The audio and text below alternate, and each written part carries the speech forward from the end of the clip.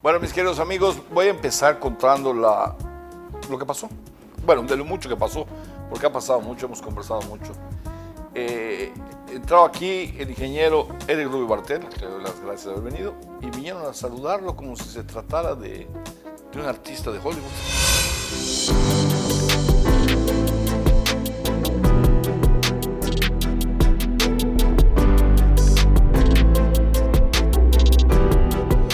Bueno, Eric, tu papá, que es un personaje al que la Mérida le debe mucho, porque es el hombre, no, Yucatán, que restauró la primera hacienda, y el hacerlo, que es San Antonio de Cucul, nadie había restaurado una hacienda, nadie se le hubiera ocurrido. Vienen pues de una muy buena familia, Rubio, todas son buenas familias, ¿no? Desde luego, pero vaya, de una familia así como prosapia, antigua, ¿no? Y restaura la hacienda de San Antonio de Cucul y crea todo, abre toda una genealogía, toda una historia de colonias, de avenidas, desde la García Lavín hasta allá, hasta el monumento de las haciendas, digamos, hasta la brisa. Se abre todo eso y también conecta con Villas La Hacienda, ¿no? Con Villas La Hacienda. Realmente lo que mi papá tenía era mucha visión de lo que podía pasar, mucho amor por Yucatán, quería mucho Yucatán. Entonces, cuando a él le dieron el proyecto de la carretera Mérida Progreso, saliendo del enlace, él dijo que de ninguna manera la iba a sacar del enlace. Voy a decir algo a las nuevas generaciones, por el gusto de decirlo. Nadie de ustedes, los jóvenes, saben qué es el enlace. Es Mega Balcones. Hoy se llama Mega Balcones. Lleva por nombre Mega Balcones, mal nombre Mega Balcones, pero eran las bodegas del enlace, ahí estaban las bodegas donde se almacenaba las pacas de Nequén. Las pacas de Nequén, y allá pasaba el ferrocarril. Allá pasaba el ferrocarril. Y de ahí se le llevaba a Progreso, sí. Entonces por eso era el enlace. El enlace, exacto. Era el enlace entre la hacienda, el transporte terrestre de cada hacienda, la recopilación de las pacas, cuando eran pacas, y la salida al puerto. Sí. A un puerto pequeño, pero que fue en su momento una gran inversión y una gran visión haber hecho el muelle ese de 2 kilómetros. Allá mi abuelo fue el supervisor de la Secretaría de Comunicaciones y Transportes porque era el único que tenía firma. Como ingeniero registrado y él era el supervisor de la obra. El ingeniero André Christensen de Christen Nielsen Company de Holanda. No era Holanda, era... ¿Dinamarca o uno de los países? Dinamarca. Era Dinamarca, exactamente, era danés. Danés. Entonces, mi papá era secretario del ingeniero Christensen, es decir, era su secretario, mi papá tenía 17 años, una cosa así. Entonces, se hizo el muelle ese que sin duda... Una belleza. Permitió, y además muy bien hecho, con acero Monel en sus columnas, y que todavía no se rajan las columnas. Hay ves casas de Progreso que ya la columna está rajada totalmente. Allá la varilla fue de acero Monel, que es una especie de acero inoxidable, no totalmente inoxidable porque es una aleación menos estricta que un acero inoxidable, es demasiado caro, pero ha permitido que el muelle subsista. Entonces, no arrancó la obra, como 6 meses le perdió dinero y todo, y no quiso arrancar, se peleó con medio mundo.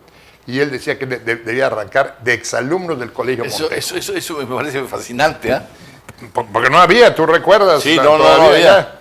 ¿Ahí se acababa? Allá se acababa. La ciudad, allá topaba la ciudad. Y allá en adelante empezaban un caminito malo y brecha. Sí, allá estudié segundo y tercer año de primaria. Ahí empezaba un caminito malo, exactamente allá. Exacto. Entonces mi papá decía, de aquí tiene que salir, porque la principal avenida de la ciudad pues tiene que estar conectada vía carretera con el principal puerto de Mérida.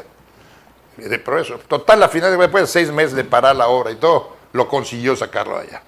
Y cuando sacó de allá la gran curva esa para llegar a lo que es Cordemex, sí. Y ahí se unió con la huella de la carretera que ya estaba hecha, muy pequeña, creo que tenía 350 o 4 metros la carretera Mérida Progreso, lo que ven ahora las nuevas generaciones. Pues era una carrera que apenas pasaban 2 carros así. El contrato de ampliarla con acotamiento lo tuvo mi padre Y empezó, entonces abrió todo eso que ahora se ve con prolongación de Paseo Montejo. Sí.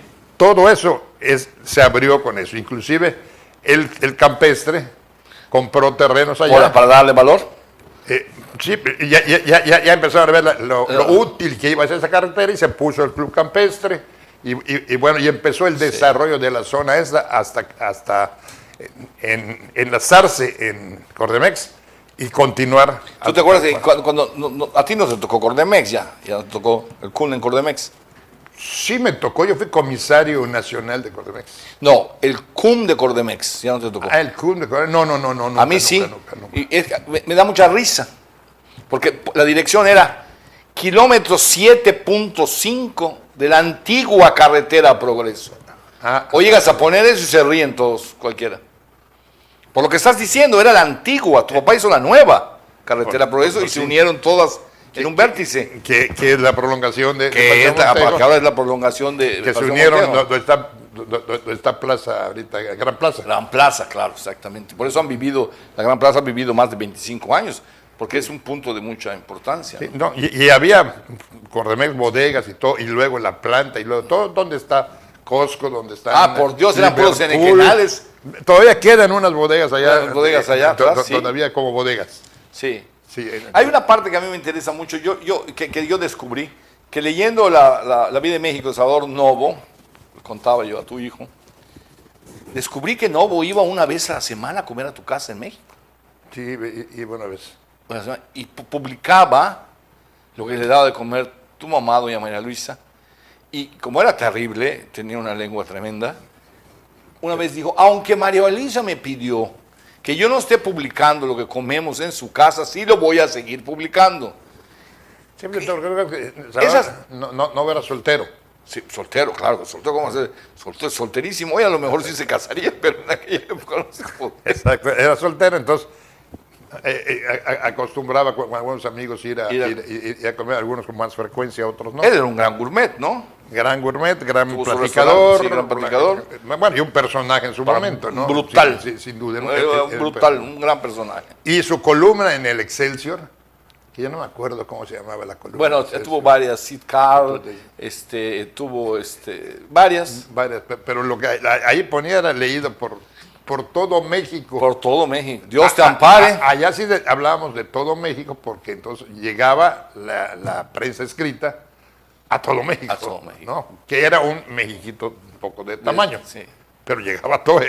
Como dicen, era lo que había. Pero fíjense esto, aquí la familia Rubio Bartel tenía una particularidad que no saben muchos y que voy a decir. Por un lado, don Eric, que así se llamaba, Rubio Ancona. Rubio Ancona. Eso me lo aclaró tu hijo, se me estaba olvidando que era Ancona. Y doña María Luisa Bartel, que doña María Luisa Bartel era de Veracruz, tu mami. Mi mamá era de Orizaba, nació en Orizaba. Pero el apellido, ¿de dónde viene, Eric? El apellido es una combinación del abuelo de mi mamá y la abuela. El abuelo era alemán de la zona de Alsacia y la mamá era de Lorena, francés. Madre. Entonces por eso era Bartel Gendro. Gendro. Pero Bartel era más alemán y Gendro era más francés, y sus abuelos se vino a vivir, pero solo hablaba francés en su momento. Y el abuelo alemán murió antes. Eso no sabía tú, que tenía sangre nazi. Sí, bueno, el Bartel es alemán. Bueno, a su casa frecuentaban por igual don Salvador Novo, que era el cronista de la Ciudad de México, y era un personajazo. Y otro grandísimo personaje, acaban de publicar un libro sobre él, un tipo extraordinario, digo, por muchos motivos, don Carlos P. de Negri. Don Carlos de Negri. De Negri, que además de muchísimas cosas que no vamos a hablar ahorita, era un políglota extraordinario, contra lo que muchos, y tú lo puedes saber mejor que yo, puedan pensar, era un hombre muy culto. Extraordinariamente culto. Muy culto. Creo que hablaba 7 idiomas, porque su papá fue diplomático, hablaban varios idiomas. Y muy inteligente. Para el periodismo era el rey del periodismo. Siempre terminaba, como si fuera muy bueno, terminaba Dios mediante. Dios mediante.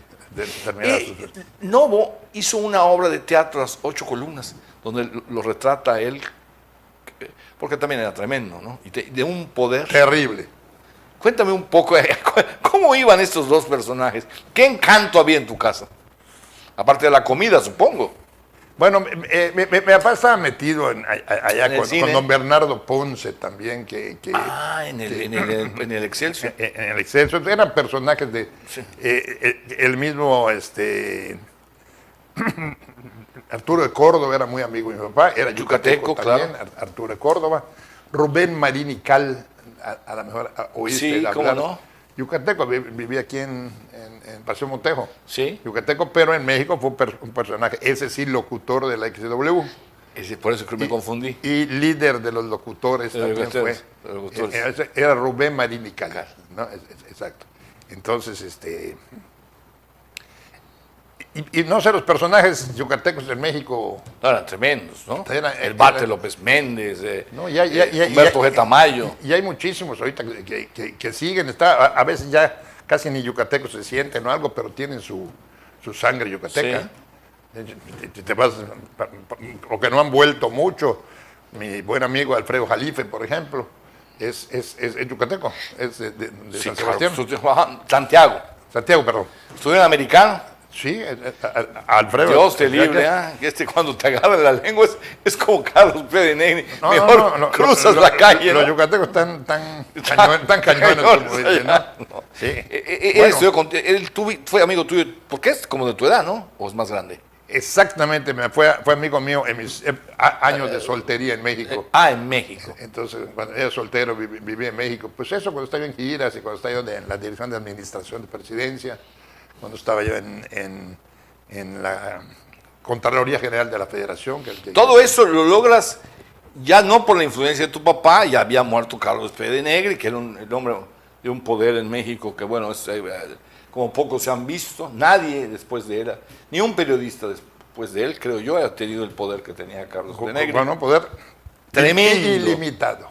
Bueno, daría 5 programas para hablar de él. Cuando le gustaba una muchacha, había que esconder la familia porque me la traen, como trajo aquella después, la que lo mató. Bueno, lo debió haber matado por las 4 o 5 primeras que tuvo, pero bueno. Bueno, voy a decir algo que poca gente sabe, se hacen mitos, y está bien. Don Julio Scherer fue Schkoss, que decimos aquí en Yucatán, o sea, fue asistente de Carlos de Negri. ¿Ah, sí? Y luego lo sacó cuando llegó a director. Son historias, ¿no? Pero te digo, muchos personajes en Yucatán, como Arturo de Córdoba, ¿me entiendes? Sí, bueno, sí, tremendo. Como Ricardo Palmerín, como, sí. Que en su momento, pues, en un México chiquito, en un ¿conocían a tu papá? Preciosa la Ciudad de México. Bueno, don Eric además era un gran galán. Sí, era. Y era un gran galán y por eso estuvo en el cine. Sí, no era un buen artista. No era un buen artista, pero era un gran galán. Pero era un cuate que dicen que era muy galán. Muy bien, he visto fotografías. Muy deportista, muy fuerte. Muy fuerte. Gran pegador amateur. Sí. También eso le afectó un poco el carácter, que era demasiado rudo y violento. Era demasiado rudo, ¿no? Demasiado rudo, pero bueno, así se podía hacer en esa época. Ahora ya no. Ahora, cuéntanos un poco tu vida pública. ¿Ya terminó? No creo. Todavía hay una patita dentro. Se lleva la sangre, no se puede dejar, ¿no? Una patita, pues la otra está operada ahorita, ¿no? Me acaba de hacer la prótesis en la rodilla derecha, pero la otra sí anda por ahí. No quisiera salirme totalmente, porque le invertí 30 y pico de años de tu vida al sector público. Somos la solución térmica y en laminados con más de 40 años de experiencia, esforzándonos por dar un servicio personalizado. Selma Muro y Techo. Realizamos acabados de lámina galvanizada pintada, aluminio, acero inoxidable y vinil según los requerimientos en calibres que en el proyecto necesite. Utilizamos los calibres de lámina que usted requiera inyectadas con poliuretano de 46 kilogramos y metros cúbicos. Proporcionamos la mayor capacidad térmica con el proceso de inyección y con el sistema machembrado con ganchos internos. Se garantiza la hermeticidad de nuestros paneles al armado con una recuperación de desensamble de un 100%, lo que permite ampliar, modificar o recuperar los materiales en el caso de requerirlos, sin perder las bondades de los paneles, así tendrán una inversión directa y un ahorro energético. Realizamos casetas de vigilancia, cajas térmicas para camiones a la medida que solicite. Elaboramos colchonetas, cortinas hawaianas, oficinas y puertas para andenes refrigerados y cámaras frías.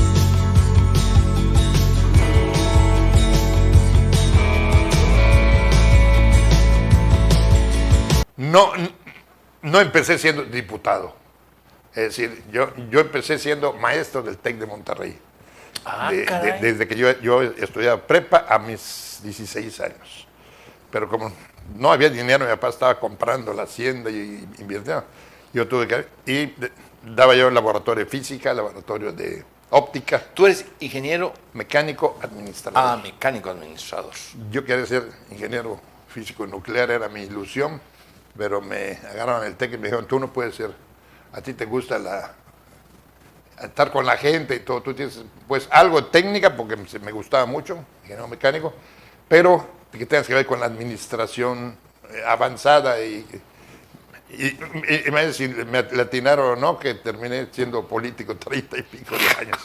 Que no empecé allá, empecé de maestro, fui maestro del Tecnológico de Mérida, fui jefe de producción de la cervecería Yucateca, mis 21 años, recién recibido.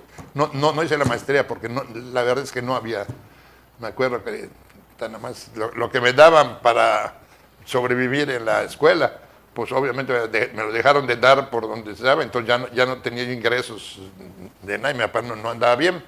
Entré a la cervecería, ahí don Arturo y don Pedro Ponce me dieron la jefatura de producción de la planta, ahí me hice ingeniero.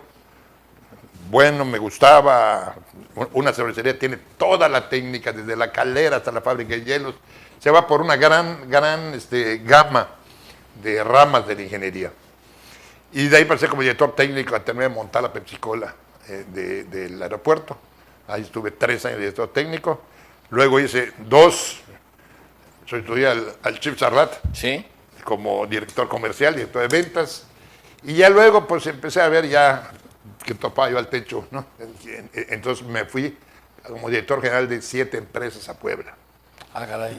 Y ahí estuve en Puebla 3 años con el grupo Krolls, de unos amigos míos que me llamaban porque crecieron mucho, hacíamos lavadoras, refrigeradores. Y estando allá, entonces empezó la campaña Miguel de la Madrid, todo pues Miguel de la Madrid, y un día me llama mi buen amigo, entrañable amigo Emilio Gamboa, me dice, oye, Paco Rojas necesita comisarios, gente con tu perfil, pero que sean comisarios de las 1,200 empresas que tenía el Estado. Fui a ver a Rojas, era el secretario de la Contraloría General de la Federación, le decían Paco Rejas, porque Paco Rejas. Su función era la renovación moral de la sociedad con Miguel de la Madrid.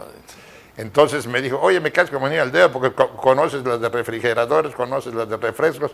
Y había Peñafiel, San Lorenzo, García Crespo, todo lo de Fisomex, eran la fábrica de refrigeradores, de lavadoras, de... Bueno, una vez le oí decir al licenciado Silvajeros que había un nightclub. Había de todo, sí. Y que perdía dinero. Y dijo el licenciado Silvajeros que le gustaba fiesta, tú sabes. Sí. Decía, yo creo que es el único nightclub que pierde dinero en el mundo.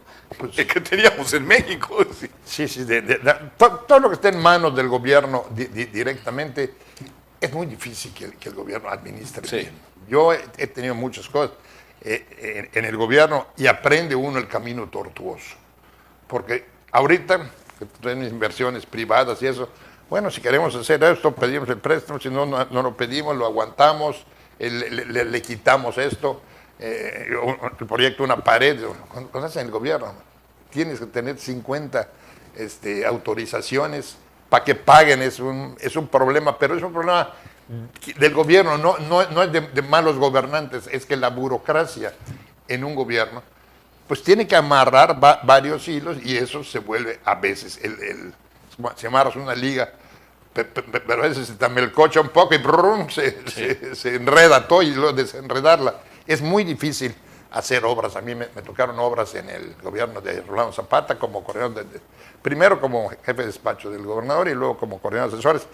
Me tocaron obras grandes que salimos bien, pero con muchos trabajos. El Palacio de la Música, que es muy buena obra, no han tenido problemas para nada. Lo malo es que cayó. El Palacio de la Música es un museo de la canción. Verdaderamente tiene todas las canciones de Orfeón, que por cierto nos la dio don Rogelio Azcárraga, que acaba de morir. Que acaba de morir.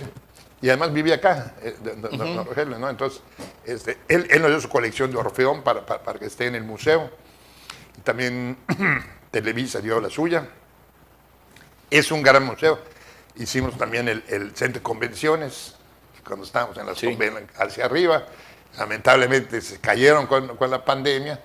Y bueno, y en el momento en que este gobierno arregló el siglo XXI, entonces tenemos el centro de convenciones, que es una gran obra, no sé si lo conoces. Sí, cómo no, claro. Y no ha tenido defectos, no ha tenido, gracias a Dios. Y lo que amplió ya el gobernador actual en el siglo XXI. Nada más que nos quedamos sin ninguna reunión. Y el siglo XXI estaba lleno, lo teníamos lleno de graduaciones, de todo. Y el otro habíamos definido en ese momento, cuando definíamos, que sea solamente para convenciones, ¿no? Y el otro sea de exposiciones y fiestas, no quedar en el centro de convenciones con graduaciones y eso. Sí. Pero había dónde escoger, había la demanda, se caen los dos y desgraciadamente pues eso es un golpe a la economía, ¿no? Que estaríamos, es parte de los golpes que te da la pandemia. Que no ha terminado de golpear, ¿no? No Hay que ver con tristeza que estamos en la quinta vuelta. Sí. Lees el periódico y te baja un poco la moral, ¿no? Muchísimo. Lo que sucede, noticias como ayer que se cae el puente de Cuernavaca, el presidente municipal se mata. Sí, hombre, pero lo que hay, ¿no? La guerra de Ucrania. Sientes un ambiente. Sí, no, el ambiente no es terso, entusiasta. No hay mucha inversión. Hay inversión en el sector habitacional. Inmobiliario. Yo creo que ya no habrá mucha inversión en oficinas y locales comerciales, ¿no? No. Porque pues, no está el momento. No, además ya pasaron. No sé por qué al yucateco no le gustan las oficinas en edificios. Y en segundo lugar, los locales comerciales ya pasó su historia. La gente, los jóvenes compran por internet. Sí. Se están cerrando Sambors y Sears en toda la República. Te digo, hay algo así como que molesta, ¿no? Sí. Como que y deberíamos de retomar todos, ¿no? Ustedes, los que comunican, nosotros los que pues a veces no hacemos nada, pues debemos hacer más. Los gobiernos estatal, municipal, todos en las cámaras, luchar por proyectos que vengan. Lo del Tren Maya es una gran inversión, pero no llega exactamente a las 34 ramas, no llega suficiente. Y a cambio de eso, pues no nos están mandando dinero para carreteras nuevas. Sí, señor. Urge. Obras de infraestructura. Las obras de infraestructura no se están haciendo. Las que tienen que ver transportes solo tienen dinero para el tren. Y nos estamos quedando sin algunas carreteras, faltan muchas carreteras importantes, que quedó inconclusa terminar a Celestún, terminar a Cizal, hacer la Tizimín, Río Lagartos, que es una carretera donde pasa ganado, pasa sal, pasa... Entonces, como es, hay varias. Sí, esto me interesa mucho, a veces pienso que hay gobernantes o gente que está en el gobierno que no conoce Yucatán. Y pienso que hay gente que no está en el gobierno ni en contacto con el gobierno, que no se debería ir a su casa, como sucede en Europa, porque se pierde. Tú dijiste, tuve 33 años de servicio público. O sea, qué desperdicio es para el país. Pero para Yucatán, además, ¿cuántos años trabajaste como senador, diputado, en distintos puestos? ¿Cómo se va a ir y perder esa experiencia? Senado, ¿sabes? Es una palabra romana. Los romanos fueron sabios y prácticos, a diferencia de los griegos que solo fueron sabios. Senado viene de senectus, de anciano. Quien debe gobernar un país es los, vamos a decir, suena fea la palabra, los ancianos, los senectus, los que tienen la experiencia, no los chiquitos. Sobre todo, los senectos, vamos a decir, que no es una acepción exactamente de estar viejo. No, es de sabio. Es de haber vivido lo suficiente para ser sabio o para tener una experiencia importante, ¿no? Es que estás hablando de las carreteras y esto. Yo noto a veces, y digo, este no sabe nada, man. De plano, yo no estoy seguro que haya recorrido Yucatán adecuadamente. Bueno, ni Mérida. En algunos personajes, ¿no? Y tú tienes 33 años, estuviste en el Seguro Social, fuiste coordinador de giras presidenciales. ¿Cómo era la Madrid? Era un tipazo, muy resguardado, no era... Era difícil a mí, como en las giras, por ejemplo, le decías por aquí, señor presidente, por aquí. ¿Dónde? Entonces iba por otro lado y casi tenías que jalarlo del saco. Y los del Estado Mayor, porque no era un cuate así muy fácil. Era muy serio, era extremadamente serio en sus cosas, en su administración, en su persona, en su matrimonio, en la forma de gobernar, era muy puntual, no salía con cosas raras nunca. Él lo que se había planeado hacer, eso hacía, ¿no? Y eso, pues, hablaba muy bien del presidente y sobre todo no se le da a Miguel de la Madrid el juicio que se le debería dar, siendo que recibió un país en ruinas con inflación de arriba del 1500%, y me acuerdo tanto cómo nos reducían cuando yo estaba en la administración de presidencia. O sea, llegó el dólar, y en ese momento algunas cuentas que se me grabaron en la cabeza, estaba a $8 el barril y costaba sacar un barril 11.50. Pues te pagaban 8 por él. Entonces se empezó a desangrar más el país porque ya tenía una plataforma petrolera en forma más o menos, pero cada vez que sacaba más, perdía más. No llegamos al precio, claro, si te cuesta 11 y pico y lo estás vendiendo a 30, bueno, pues entonces sí te deja un chorro de dinero, como a los países árabes y a todos. Pero llegó un momento que no, y una inflación terrible, hicimos pactos, no sé si recuerdas, hacíamos pactos con todo el mundo. El pacto, o sea, es un plan de choque, eso sí redujo el 50% de la inflación. No. Eso fue un golpe extraordinario. Yo estudiaba antes de eso en la universidad, y eso se estudiaba en la universidad, un plan de choque. Y cuando vi que lo implementaron, yo dije, México no va a poder hacerlo. ¡Pran! Y lo hizo. No, hicieron uno sobre otro, plan, yo no me acuerdo, se llama Pacto de Solidaridad. Pacto por México.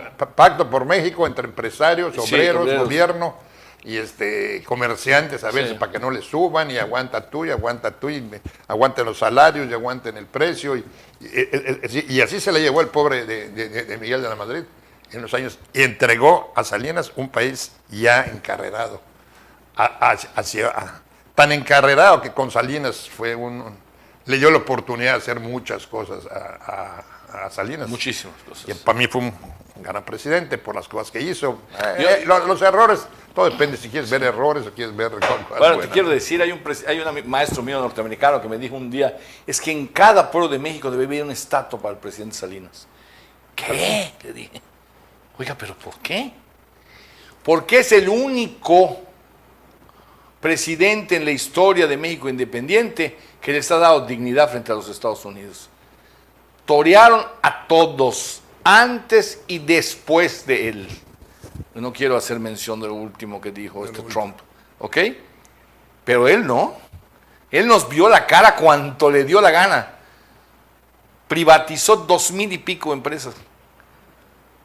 Nos bajó el Tratado de Libre Comercio y no nos dio nada. ¿Tú crees que no hubieran querido los gringos Telmex? Sí, claro. O bancos. Sí.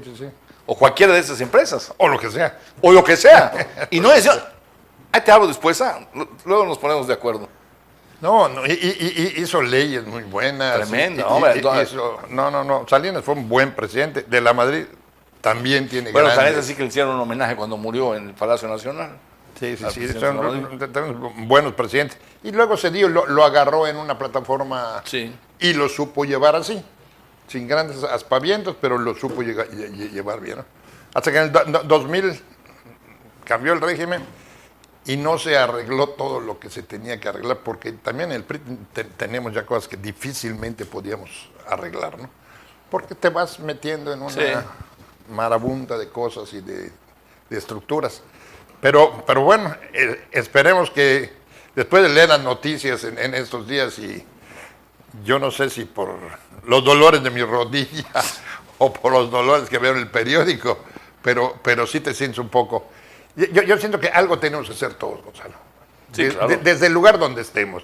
Y algo constructivo. No es constructivo hablar mal del gobernador, hablar mal de esto, hablar mal del alcalde, hablar del presidente. No. ¿Qué hacemos para que la cosa salga bien, no? ¿Qué hacemos para tener un estado cordial? Antes de despedirnos, que bueno, con Eric se podría conversar días enteros. Ya lo invitaremos otras veces, con seguridad. Quiero contar una anécdota que yo nunca voy a olvidar sobre él. Él contendió contra Xavier Abreu, contemporáneo suyo, del Colegio Montejo, para la alcaldía de Mérida. Y se presentó un acto donde había algo que ofendía a Xavier pintado en la pared. Pidió agua, pidió un trapeador, y él personalmente empezó a borrar ese agravio a Xavier Abreu. Y dijo, esa no es la manera de hacer política. No es la manera de trabajar. Yo creo que esa anécdota, yo voté por ti, me llevo mucho con Xavier, lo quiero mucho, pienso que fue muy buen alcalde, pero ese gesto me conmovió muchísimo. Dije, esta es la política que se tiene que hacer, conciliar asimetrías, encontrarse los contrarios, no estarse insultando y descalificando.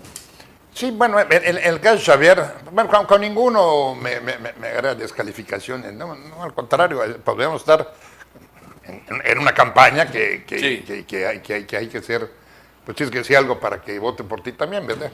Sí, claro. Pero no tienes por qué irte por lo destructivo totalmente, ¿entiendes? Es decir, con Xavier ha sido un amigo de toda la vida, estudiamos juntos. En aquella época, el presidente del Colegio Montejo era mi hijo Eric. Y en su mismo salón estaba el hijo de Xavier. Y nunca hubo un solo problema. Bueno, además ganó mi hijo la presidencia del Colegio Montejo. Y fue un año presidente, y luego mi otro hijo también. Pero ¿por qué nos vamos a pelear? Me encontraba en la calle y platicábamos. Bueno, platicábamos con Xavier. Y al final sí me dediqué a quitar la propaganda al otro día, después de que ya me han dicho que me había quedado como 10,000 votos abajo, a quitar mi propaganda y a limpiar la ciudad. Yo que la política así es, así como gané muchas, perdí una. Bueno. Así es, la democracia así es. ¿Hasta Churchill le pasó? Después de haber ganado la Segunda Guerra Mundial, ¿perdió? Perdió. ¿Por qué se escandalizan los que pierden? No, pues es que si juegas o compites, bueno, no compites para ganar. Sí. Compites para hacer una buena competencia, y si ganas, qué bueno, ¿no? Sí, claro. Y si no, pues ni modo, ¿no? Así es. Pero hay muchas cosas, Gonzalo, donde podemos colaborar varios. Sí, hay muchas cosas. Digo, hablando, apoyando, necesitamos obras de infraestructura. La ciudad está creciendo. Sí, es mucho. Si no le aplicamos mucha obra de infraestructura vial, infraestructura de varias cosas, nos va a ganar el número de gente. Allá por donde están, allá por lo que estudian ustedes, es una tragedia esa avenida, ¿no? Te puedes quedar atrapado 20 minutos.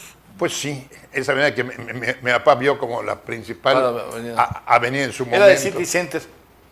Sí, es la que lleva City Center. La 32. La 32. ¿La García Lavín? La García Lavín, la 32. Sí. Sí, pero cuando mi papá dejó y le dijo a los campesinos, a los giratarios, que dejaran 5 metros más para que esté más ancha, y quedó esa de ancho, parecía que estaba haciendo la avenidota a la nada. Y finalmente es lo que él dijo, es la principal avenida Yucatán ahorita. es esa. Y hay obras también, así rapidito, ¿no? Como lo que teníamos planeado que se puede hacer hasta con un cartel de cuota de Chichulú a Telchaca. 3 carriles como en California hay para la playa, 3 carriles e iluminación. Y no por querer hacerlo en las carreteras, los que tienen o tenemos casa por allá, sino porque eso ahorita todo el año es un filón de entrada al Estado de recursos. Están haciendo muchos departamentos, están comprando mucho departamento la gente, están comprando casas, están viviendo todo el año gente, hay desde canadienses hasta gringos, hasta un montón de Monterrey están viniendo a pasar sus vacaciones acá. Muchísima gente. Eso sería lo que ayudaría más al desarrollo de algo que es con lo que está ingresando mucho dinero ahorita. Y hay tantas cosas para hablar. Así es. ¿No? Don Eric Rubio Bartel, consagrado, bueno, ya lo es, ¿no? Una leyenda en la historia de Yucatán. Esa avenida, a lo mejor, don Andrés se merece una avenida, yo estoy de acuerdo, pero esa avenida a lo mejor se debe haber llamado Eric Rubio Ancona, que fue el que la concibió exactamente, esa avenida García Lavín. Pero bueno, son de los héroes ocultos, don Eric, que hablábamos antes. Bueno, pues muchísimas gracias, Eric. Hoy se nos atrabanca porque hay tantas cosas para hablar contigo, de tantas épocas. Ahí nos volvemos a juntar un día y conversamos. Claro que sí, si no aquí, cuando menos en claro. En un cafecito. En un cafecito. Terminamos de hablar. Bueno, hacemos un desayuno y lo transmitimos como antes, ¿no? Tú que eres un erudito en esa historia de Mérida, nosotros tenemos así parchecitos de recuerdos. No, hombre, no. Pero tú tienes... Yo a lo mejor estudios, pero tú lo has hecho a través de 33 años y hasta la fecha. La has hecho y has tratado con tantísimos personajes y has visto tantas cosas y sabes tantas cosas.